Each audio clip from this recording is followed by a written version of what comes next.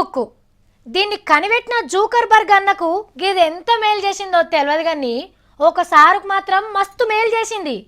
2014 దాకా గుజరాత్ జనానికి మాత్రమే తెలిసిన పేస్ని ఇవాళ దునియా అంతటికి ఏరుకున్న పేసుని చేసింది. ఆ సారు గొప్ప పనులు చేస్తా అని చెప్పినందుకే నువ్వు దునియాలో గొప్ప మనిషివని జాగా చూపించి మరీ కూర్చోమన్నారు. మరేందో ఆ కథ మీరేనండ్రి. మోడీ సార్ ఇల్వ మన దేశ పొల్ల కంటే బయటి దేశ పొల్లకే బగ్గా తెలుస్తున్నది.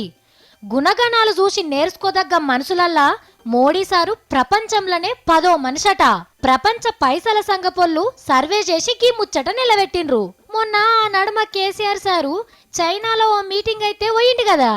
హాగో గా మీటింగ్ పెట్టినోళ్లే దునియాల గొప్ప మనుషులు ఎవలయ్యా అని 125 దేశాలకెళ్ళి 1100 మందిని సర్వే చేస్తే మోడీ సార్ది 10వ ర్యాంక్ అని తేలిందట.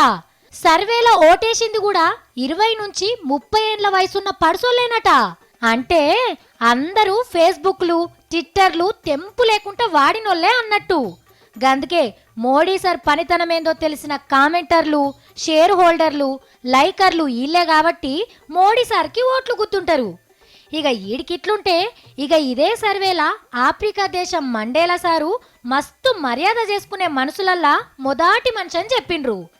మండేలా సార్ మెచ్చిన మన గాంధీ తాత దునియా గొప్పోళ్ళ దాంట్లో 4వ మనిషి అని తేలింది.